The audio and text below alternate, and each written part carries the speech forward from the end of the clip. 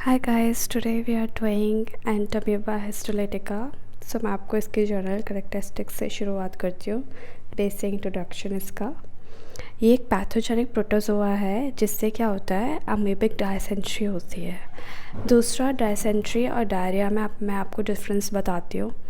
जो डायरिया होता है ना, उसमें सिर्फ फीसिस रिलीज़ होते हैं, और जो हमारा डायसेंट्री होता है उसमें हमें फीसिस के साथ ब्लड भी रिलीज़ होता है।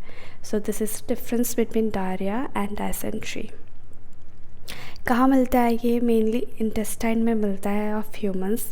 रेयरली कभी ऐसा होता है कि कभी टिश्यू में मिले, बट मेजरली इंटेस्टाइन में ही मिलता है।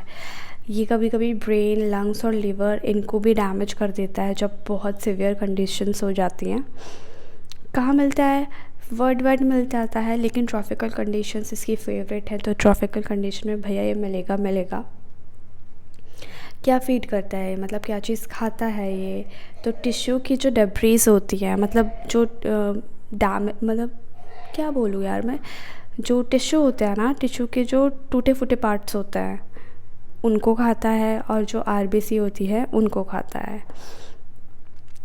अब मैं आपको इसके जर्नल कैरेक्टरिस्टिक्स बताती हूँ। जर्नल कैरेक्टरिस्टिक्स में सबसे पहले ये यूनिसेलुलर है। इसकी जो बॉडी है वो इरेगुलर शेप्ड होती है, क्योंकि एंटामीबा नाम ही एंटामीबा अमीबा से रिलेटेड है, तो इसकी बॉडी तो इरेगुलर होगी ही।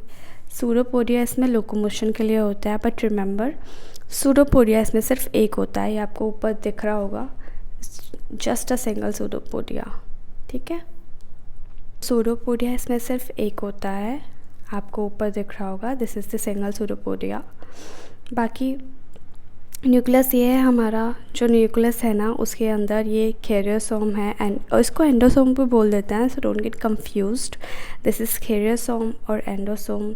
ये इंजेस्टेड आरबीसीज हैं, इसने जो इनगल्फ करी हैं, जो खाई हैं इसने आरबीसीज, ये वो आरबीसीज हैं। ये जो कॉमन शेप हमें दिख रहे हैं ये इंजेस्टेड बैक्टीरिया है। फूड वैक्यूल है, एंड इसमें क्या होता है, इसमें कॉन्ट्रैक्टाइल वैक्यूल एब्सेंट है, वो हमें दिखता ही नहीं है, क्योंकि वो होता ही नहीं है। क्यों नहीं होता है? क्योंकि ये आइसोटोनिक कंडीशंस में रहता है, पहले से ही ऐसी कंडीशंस में रहता है जहाँ इसको अपने अंदर का वाटर मेंटेन करने की ज़रूरत पड़ती ही नहीं है। एंड एक्सक्रीशन के लिए सेम अबीमा लाइक ये एनगल्फ करा हुआ मटेरियल बाहर सूडोपोडिया के थ्रू बाहर फेंक देता है। इसके आपको दो पार्ट दिख रहे होंगे, एक्टोप्लाज्म है ये, और ये एंडोप्लाज्म है। ये हमारा क्या हो जाएगा, बाहर इसकी मेम्ब्रेन हो जाएगी। सो ये है हमारा बाहर वाला एक्टोप्लाज्म, अंदर वाला एंडोप्लाज्म। एक्टोप्लाज्म में क्या होता है, एक्टोप्लाज्म से ही आपको ये ओरिजिनेटेड दिख रहा होगा सूडोपोडिया, वेयरएस एंडोप्लाज्म में बहुत सारे ऑर्गेनलीज अंदर होते हैं एंडोप्लाज्म में। तो एंडोप्लाज्म हमारा थोड़ा थिक होता है और एक्टोप्लाज्म थिन होता है। एक्टोप्लाज्म बाहर की साइड है, क्लियर है, पतला है। एंडोप्लाज्म अंदर की साइड है, एंडो मीन्स इनसाइड, तो एंडो अंदर है, थिक है, ग्रेन्युलेटेड होता है, क्योंकि इसमें इतने सारे ऑर्गेनेल्स हमारे प्रेजेंट होते हैं, इसलिए ये हमारा थिक होता है। और जो इसकी स्टेजेस होती है ना, इसमें एक में ये एक्टिव होता है और एक में ये एक्टिव नहीं होता। तो जिस स्टेज में एक्टिव होता है तो उसका हमारा जो इसकी लेंथ होती है, इसका डायमीटर होता है, वो होता है 25 to 30 माइक्रोन। बट जो इसकी लेस एक्टिव स्टेज है उसका जो हमारा मेजरमेंट है वो है हमारा 18 to 12 माइक्रोन।